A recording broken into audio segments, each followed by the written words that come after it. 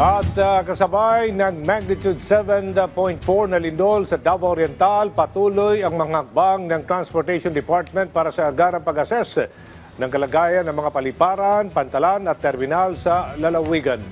Nakabantay din ang mga tauhan ng Philippine Coast Guard. Si Bernard Ferrer sa Report Live. Bernard!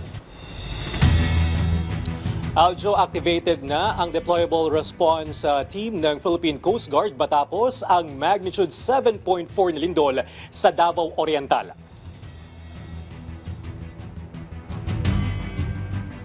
Ayon sa Coast Guard District Southeastern Mindanao, agad nilang inatasan ang lahat ng Coast Guard stations at substations, partikular sa mga lugar sa Davao Oriental na makipag-ugnayan sa kani-kanilang disaster risk reduction and management councils at yaking handa ang DRG units para sa posibleng pagresponde.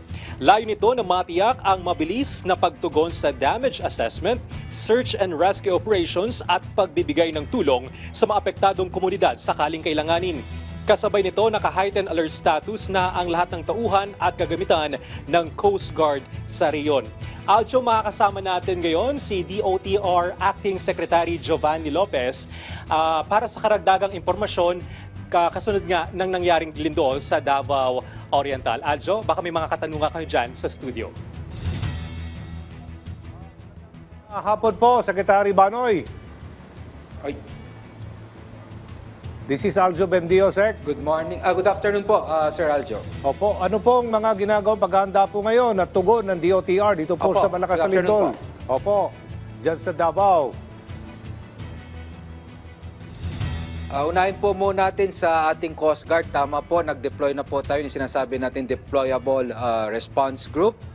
At naglabas din po tayo ngayon ng no-sail policy dahil na rin po sa tsunami warning. At isa rin po, pinahinto natin yung ongoing surfing competition dito sa Siargao. Pagdating naman sa ating pantalan, lahat ng ating pantalan operational po ngayon. Yan po ang report sa atin ng ating PPA. Pagdating naman po sa ating paliparan, lahat po ng ating paliparan ay operational. Pwede pong bumiyahe, kasama na po ang Davao Airport. Opo. Meron pong mga napaulat na mga tulay na nag-crack sa ilang bahagi po dyan sa Mindanao kung saan po malapit sa epicentro ng lindol sa Manay, Davao Oriental. Ano po ang pagkikipag-ugnayan naman ng DOTR sa iba't ibang ahensya ng pamahalaan sa DPWH para po sa pag-transport ng mga goods at ang traffic, Secretary Lopez? Tama po.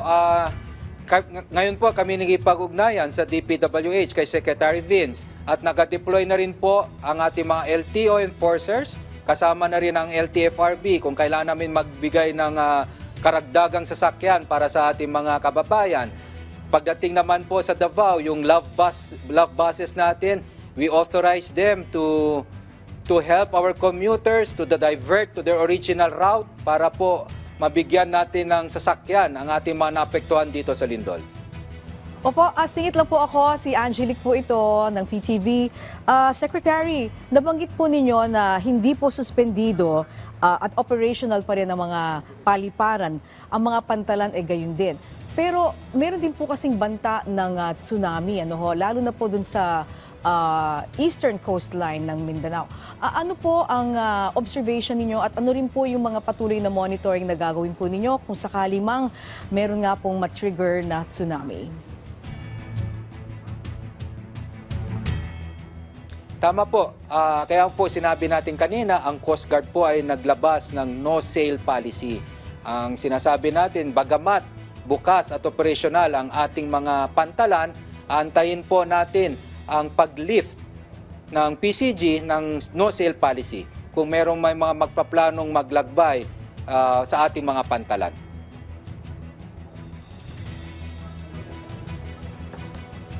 Alright, maraming salamat Secretary Giovanni Lopez ng Department of Transportation.